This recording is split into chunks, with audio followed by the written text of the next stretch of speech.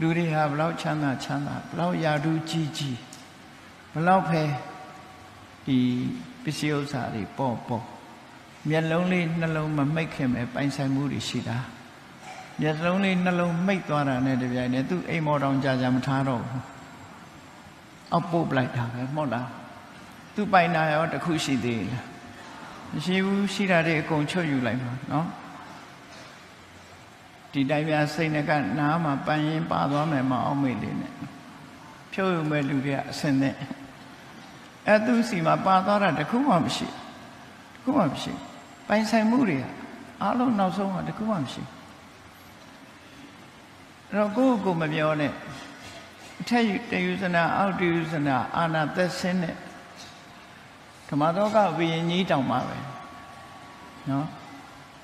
ယောဂဖြစ်လို့အဲ့ရတဲ့ဘုံလဲပြီဆိုတဲ့အခါသူလှူချင်တာတွေလှူလို့မရတော့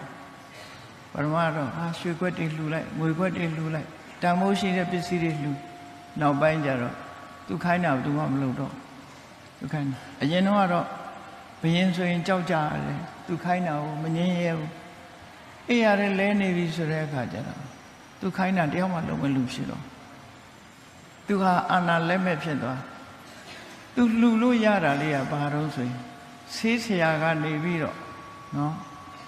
ဆေးဆရာကနေပြီးတော့ဆေးကလေးနဲ့ခေါ်ဆက်ပေးတယ်ရှစ်ရှားသည်ခြစုသည်လေးတစ်ချမ်းပဲရှိတယ်ကြိုက်တာအဲ့ဒါလေးတစ်ခုပဲသူလှူလို့ရတယ်ဂျန်တဲ့ပစ္စည်းတွေသူဘာမှလှူခွင့်မရှိတော့ဒါမို့နောက်ဆုံးကြတော့စီးပူသည်လေးတစ်ချမ်းရှစ်ရှားသည်လေးတစ်ချမ်းပဲသူပိုင်တော့တယ်လို့ပြောဒါအာနာရောတိုင်းပြည်ရောအားလုံးပိုင်ဆိုင်မှုအလွန်ကြီးမားတဲ့သီရိဓမ္မသောကမင်းကြီးဟာနောက်ဆုံးအချိန်ရတော့ရှစ်ရှားသည်လေးတစ်ချမ်းပဲပိုင်တော့တယ်ဆိုတာအဲ့ဒါပြောတယ်သူ့ရဲ့ပိုင်ဆိုင်မှုတွေဆုံးရှုံးသွားတယ်နောက်ဆုံးမှအဲ့ဒါတောင်လက်လွှတ်ရမှာဖြစ်တယ်ပေါ့ဒါကြောင့်မလို့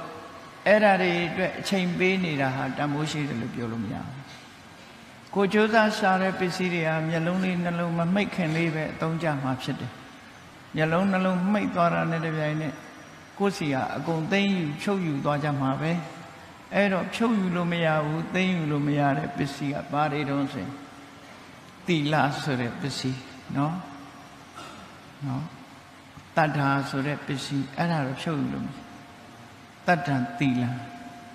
တတ္တဒနာဟိရိဒနာသီလဒနာဟိရိဥတ္တပိယဒနာ